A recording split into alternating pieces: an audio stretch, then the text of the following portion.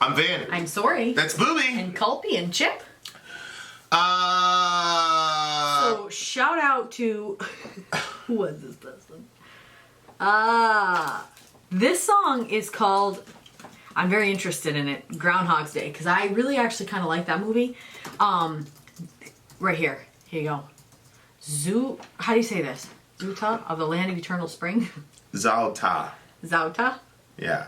Okay. That's the person who got it? Yeah, that's who did the 75. It's Zauta of the Land of Eternal Spring? Yeah, they can pick their own names on Patreon. Like, they don't have to go by their, like, literal name. I don't think everybody realizes that. But yeah, so that was the name. Well, I just want to make sure the person gets their credit. Okay. Yeah. Shout out to the big homie Zauta of the Land of Eternal Spring. Thanks, big homie.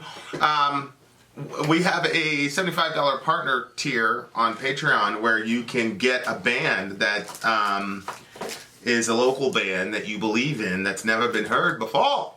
And people just basically life hacked us, and now they get bands like I don't have a problem with it. Metallica and Megadeth and bands like that have never been honestly, heard before. they really don't do that. Most of them... Have you ever heard a song by these Primus people? How do you say that? Primus? I'm pretty sure it's Primus, and no, I haven't heard anything. Yeah, most people pick stuff we don't listen to. Right. It's my personal favorite Primus song. I'm also sure you'll get plenty of requests for the other song, Tommy the Cat, in the comments.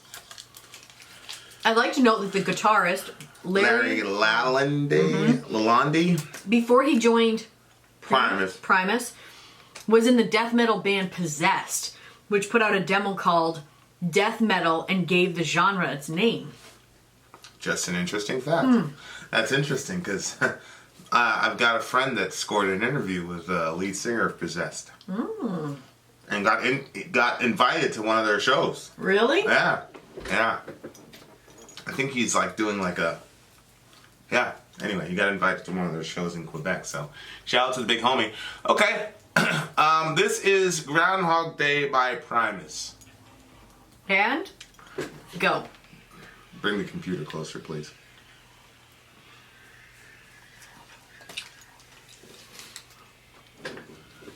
Okay.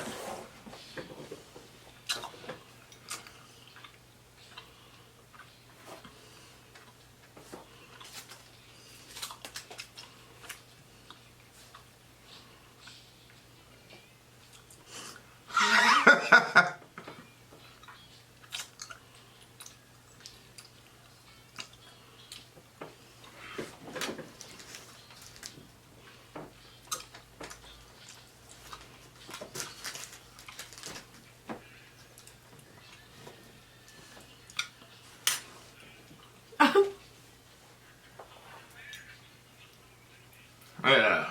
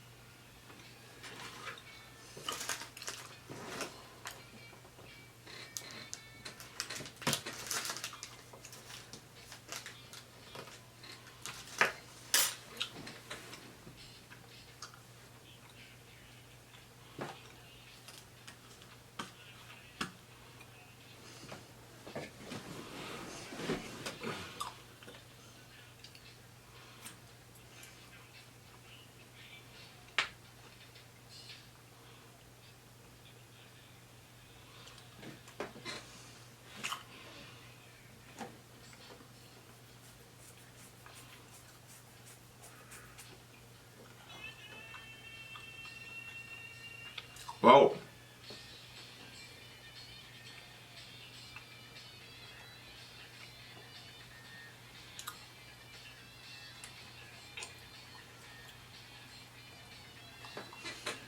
That bass.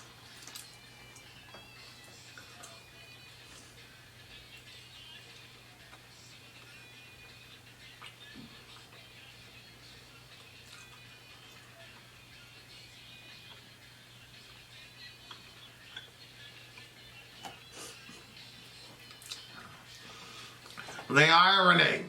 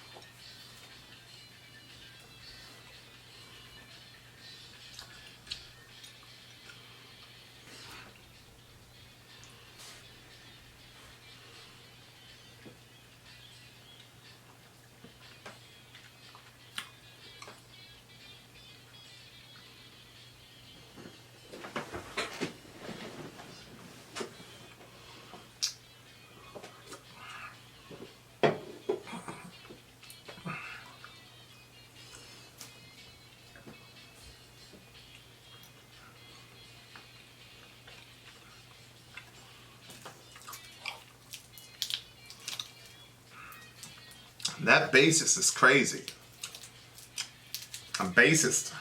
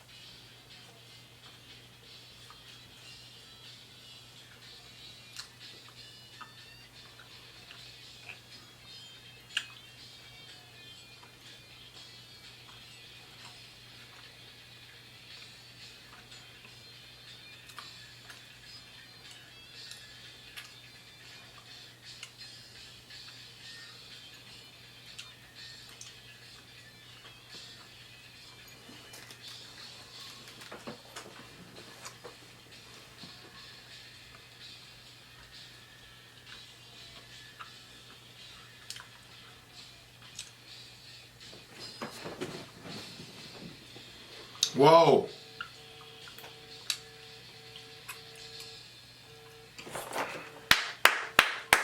Shout out to the bassist, whoever you are. Good job. What? Well done.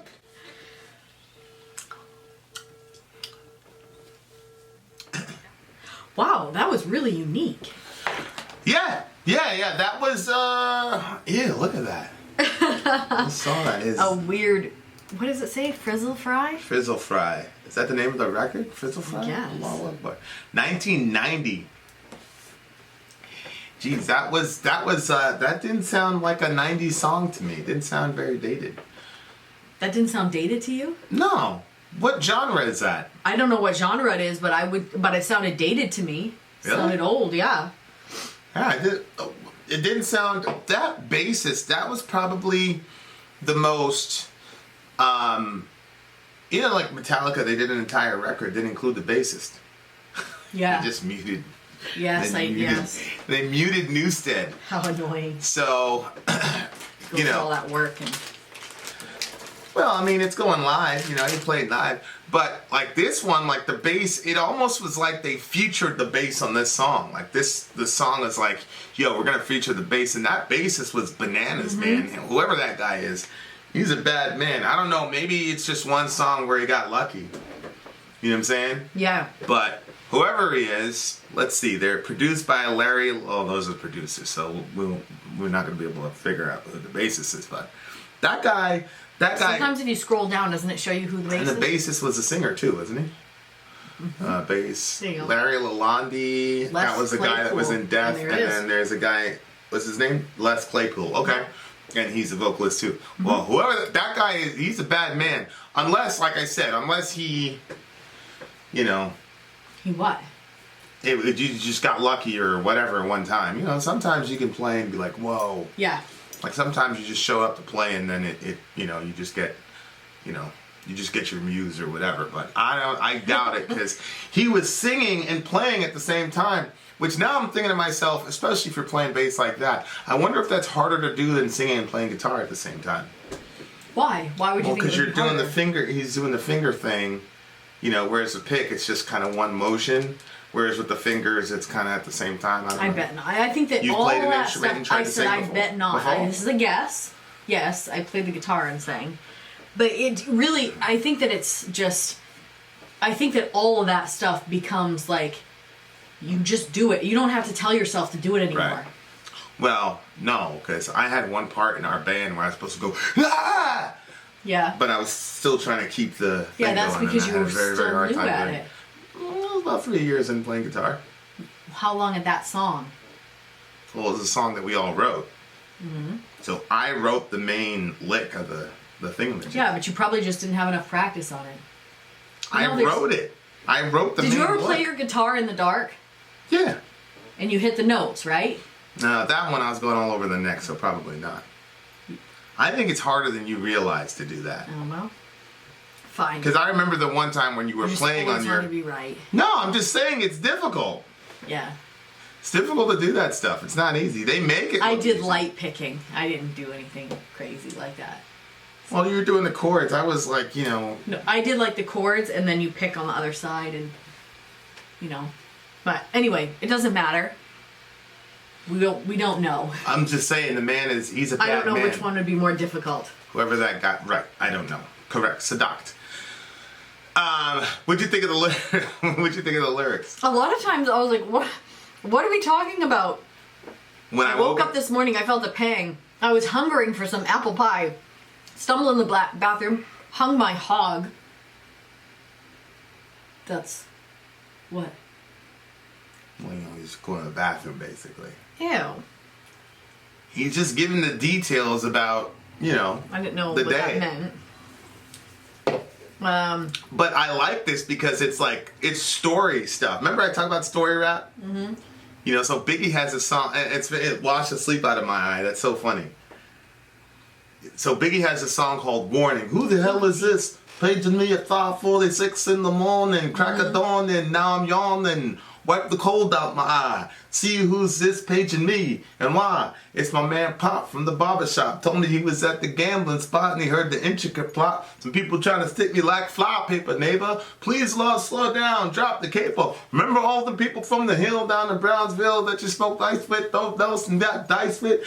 Yeah, that's fame up in Prospect. Nah, that's my people. Nah, love wouldn't disrespect. I didn't say them. They schooled me to some punks that you knew from back when you was clocking minor figures. Now they heard you blowing up like nitro. Now they want to stick the knife through your windpipe Okay. slow. Anyway, point. You know, so look at that story rap, you know, like, Yeah. So you don't really hear that a lot in metal. Like, okay, Danny Filth will tell like a story, Yeah. but it's more like Lord of the Rings type of thing. Well, yeah. Whereas you don't feel like you're following the guy around in his day. No, but this one you did, yeah. Right, so those details, where he's talking about the toothpaste, you know, messing with the milk, but he likes his corn checks, so he's good. Like, those details of, like, the little details about life, like, oh, yeah, you know, da-da-da. When I was a kid, I solved that problem. I was like, you know what? I'm just going to eat my breakfast before I brush my teeth. And And that was disgusting. My mom completely ruined that for me. She's like, Vin, what are you doing? Your teeth are yellow and nasty. Me say dinner from last night. Ew, well, no, if you brush your teeth before you went to bed. Yeah, but so you can't do it. I thought I was smart. You know what I'm saying? I was like, oh yeah, I still do that. No, then what I decided to do was I was going to brush my teeth in the shower first thing, and then just It spaces it out. wash your mouth out a bunch of times with the shower while you're soaping up, Yeah. and that's kind of my ritual now. Yep. So there you go. Me too. I like brushing in the Scratched shower. myself a bit, poured me up. You know what I mean? Like, Oh, yeah. Like that. Those are like the real details. Like, do you feel itchy right now? Because you said scratch myself a Yeah, bit. I do. I have a spot on see? my back right Yeah, now that yeah. I'm like, I wanted to eat corn checks when he was singing about it. Do you like those? No, I felt like they got soggy. Like, They did. randomly. You gotta just put a little They bit. got soggy randomly, like, because it's like, oh, Chex is very crunchy, and then like 2 seconds later it was soggy. It's like, why did you do that? You didn't even communicate to me that you were going to be soggy. Just I thought you immediately. were like Captain Crunch. Right, seduct. Where it tears up the roof of your mouth. All right. So after my morning rise and shine and eat and clean, had my mind set to hit them streets. Drizzle from the night left cold puddles out. Had my black stomp boots on my feet. Like, that's brilliant. Like, Why? Huh? What do you mean brilliant? Why? Well, it just, again, those details, like, you really feel like you're just following this guy around in his day. And it wasn't so fast that you can't. Right. And then he had, like, a different type of mic, so it was, the sound was a little bit, like, distorted or whatever, and I thought that was cool. Since I was in knee pants, my pops had tried to make me realize if I set my mind down to it, I could be a big man in the public eye. So with my big blue collar on, I set out to find the easy way. This part What made an me laugh. ice cold bath it was when I found out you had to pay to play. That made me laugh. Why? Just because, like, that's how, if I understand correctly, you know how, like, everybody's always trying to get something out of nothing? And, like the kids, sometimes, like, they really think, like, Dorian now has a list of 3 cars that he's going to get in the order. And all of them are, like, outrageously priced vehicles. Ridiculous. He told me, he said, no offense, but I'm only going to let you ride in my car on your birthday. What? He said, it's just going to be a very special vehicle, so.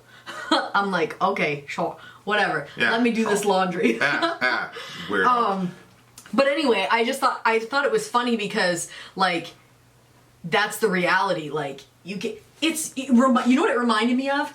You know those things where they'll be like, oh, like, Scentsy or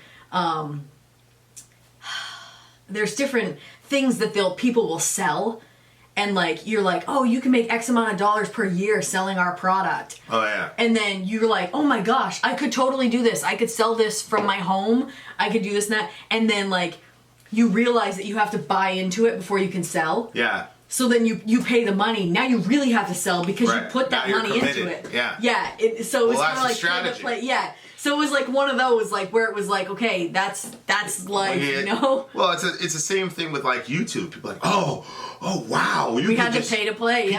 People just think that, oh yeah, just get in front of your camera, and then, which it's initially true, but if you're actually trying to like make a career out of it, you got to invest a lot of your own capital at the beginning, and nobody knows who you are. There's literally millions of creators. Nobody cares about you. And you don't know where it's gonna go. Right. So like, but it's Remember how nervous I was when we first started? well, I remember. I'm like, honey, we put a lot of money into this. yeah. I said it'll work. Don't worry.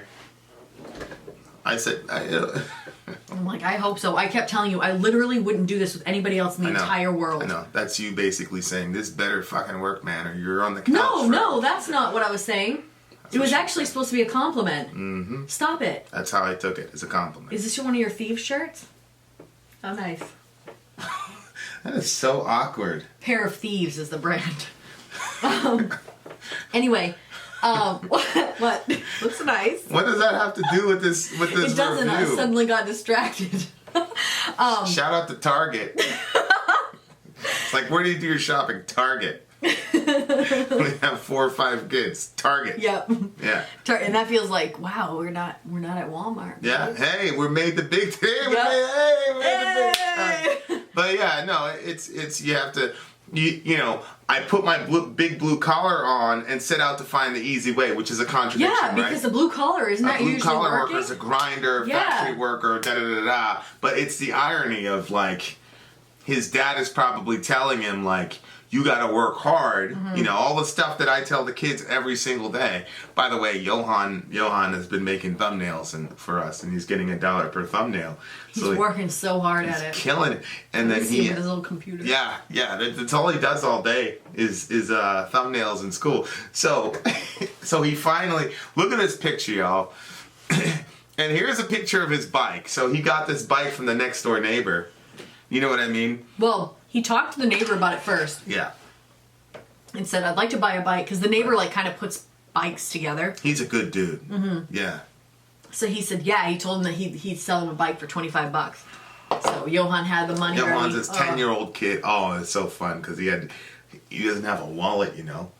So he had this just.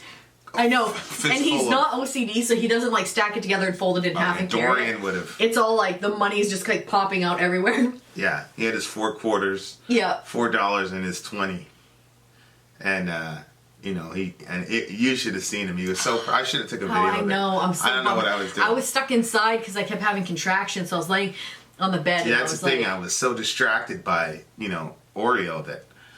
Yeah.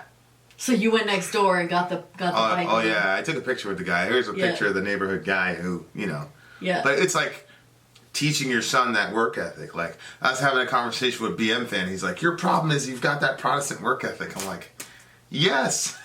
This is the first time in my life I've ever heard that was a problem. I know. I was like, wait, that's it's like, isn't that what you're supposed to teach your kids? Teach them a work ethic, teach them to work hard, and that hey, you can get. And now he's like, oh, I'm back down to 0. I'm like, yeah, bro. Like, yeah, that's how it is. It's so weird too because yesterday when he got the bike, it was like 54 degrees here, which I don't know, maybe where you're coming from sounds cold, but that's like really like that's like nice. All the kids were like shorts, t-shirts, flip flops. Everybody was like high on the weather. We took our walk. Yeah. And then today, it snowed overnight. It's literally covered with snow everywhere. Ridiculous. So Johan got his bike yesterday. He can't ride it today because it's full of snow. Yeah. Ridiculous. Maine.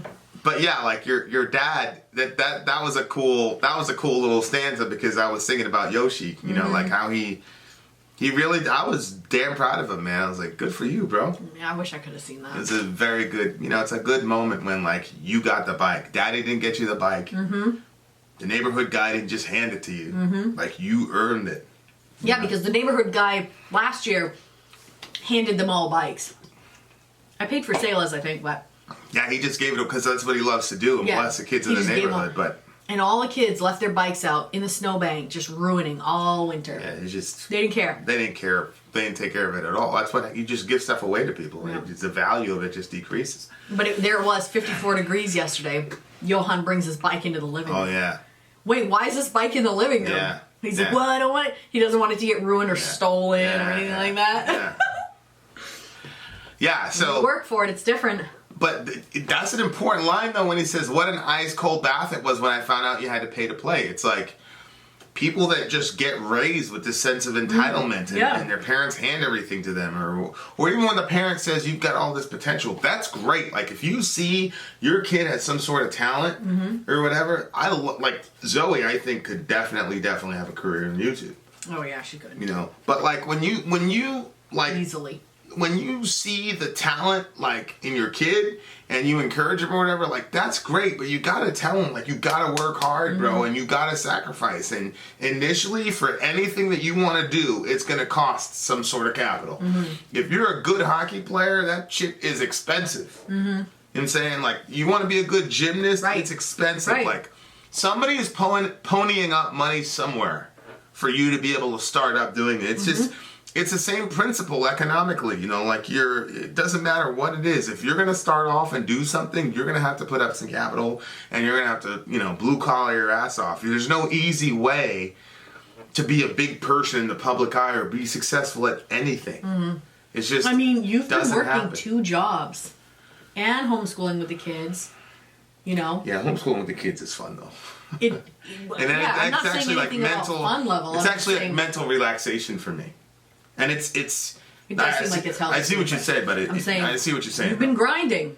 You've been putting in a lot of time. Oh, you have to. Well, yeah, but between contractions, you're editing videos and all that. I know. I'm like, all right, there's a break. Yeah. We'll be judged. I'll be judged later after the underground video comes out. But like it's hard. But anything like so, I thought that was really that was cool. Mm-hmm. He talked about that, and obviously at this point the guy had obviously made it, but that was really cool. To taste the taste, it's a tease that would never subside. The taste is strong but soured by my learned eyes. Well, if a woodchuck could chuck wood, he'd get down on his knees to pray this little snappy boy might see the light this Groundhog's Day. That part made no sense to me at all. The entire stanza? Yeah. I think what he's saying is the taste is success. Mm-hmm. It's a tease that would never subside. The taste is strong but soured by my learned eyes. What does that mean? Meaning, yes, I tasted success. I hit it. I made it. I accomplished what I wanted to accomplish. But over time, you learn that the success you were going for isn't at all what it was cracked up to be. And that's why I say, it depends on what you're trying to accomplish with the success. If you're just trying to get successful because you think it's going to give you a bunch of inner fulfillment, then no. But if you're trying to if you've got an agenda for the success, then yes. Mm-hmm. Right? So, the end game for us is to create an entire family business that we can create and pass on to our family and employ people and things like that. Obviously, starting with our family. So, we're employing our sons, our daughter, then you can taste the success, but it's not self-focused, it's others-focused. Right. But a lot of times when people think about what success is, it's for them. Mm-hmm. And but your soul is so much bigger than just yourself. Right. So if you create success just for yourself, initially it tastes sweet, but then it gets soured. Because it's kind of success and just life is really it's like water, right? So if you have a stream, the stream is flowing, it's going out. Yeah. And everywhere that stream goes, it's creating life all around. But if you have a bog, the water's just staying there.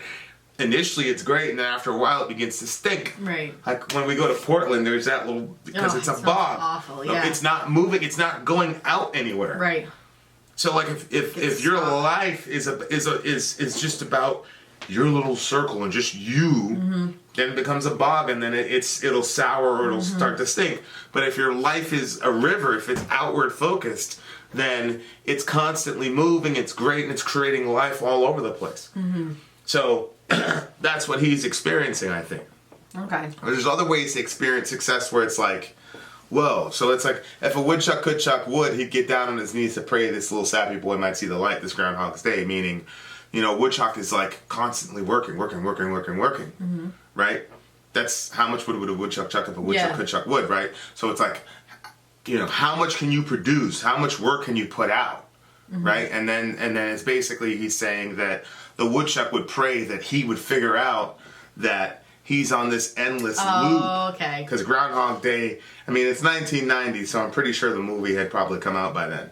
Mm-hmm. See what I'm saying? The Groundhog Day where the guy got stuck in an endless loop and it was the same day over. He had to accomplish something, right? Yeah. He had to. It was learn some lesson. It's basically his girlfriend or something like that. It was really what it came down to. It was he had to find love or something. Oh, really? Yeah, that's what ended up breaking the spell. I'm pretty sure. But that was funny because that was a movie that me and my brother were able to we walked from home to the movie theater to watch it. Yeah, and then we walked. Was there a lot of cursing in it? No. Is that something we could watch with the kids? Oh, what? Yeah, I was gonna watch Us with the kids. I know. And you were gonna watch that terrible abortion movie with the kids. It sucked for a lot. But I think it's a good lesson of why are you working? What are you trying to accomplish? What are you doing? What's success? And how do you get out of the endless loop of having to be a producer, which is difficult, especially in a capitalist context where all your value is placed on what you can produce. Yeah. See what I'm saying? Oh, yeah. That's the thing about talking to BM Fan that fascinates me because I agree with him a lot about the evils of the excesses of capitalism. Mm-hmm. Then he swings the other way and says that the Protestant work ethic is bad. What? I'm literally obviously we're gonna have other conversations for sure, inshallah. But you know, I need to understand what the hell he's talking about. Like, how could that be bad? How could a good solid work ethic and, I know. you know, earning your way and Yeah, I don't understand that. It's genuinely confusing to me. Deleterious to the mind of a child. Yeah. I mean, you should. I don't know, BM fan. You should have seen Yoshi Does he when have kids? No. Oh. I asked him. We were going to debate back and forth. And I was like, "Have you ever started a small business?" No. How many kids? No.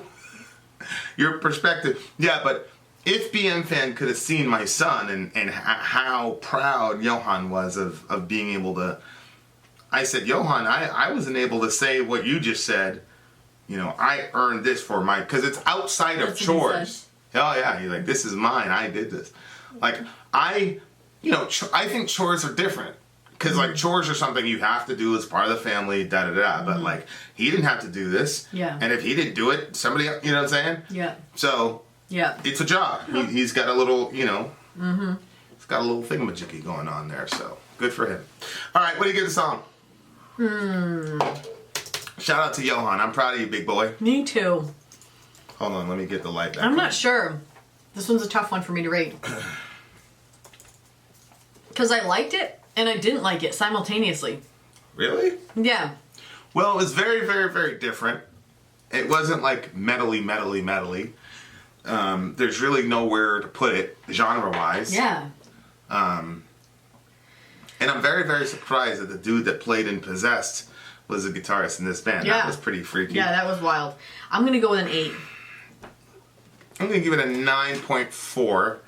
I thought that this was a pretty interesting... I like songs that you can't really put your finger on as far as what genre is without them being stupid. And I thought the message of the song was... It went from just a story to saying something really deep and significant. And I appreciated that. So, again, shout out to Johan. And shout out to our neighbor, too. Because the neighbor was like, now you'll value it, da-da-da-da. And he was really teaching him. You know, and it was a blind spot for me as a dad. Because I would pull up and the bikes would be out there and nobody would take care of them. I told them all last year, bring your bikes in. I should have said something about it. But, you know, the neighbor, you know, it's a whole takes a village thing, you know. That's why I'm a collectivist and I'm not an individualist. Yep. And you're like, I'm a shame person, you know, like shame, honor and stuff. And like when the neighbor was like, so what are you going to do with those bikes? I've been sitting in the snowbank all year. I was so embarrassed. I was like, why are my children like this? I'm like, we're going to oil it up and hope they work. Anyway. Vin out. Sorry out. Gone.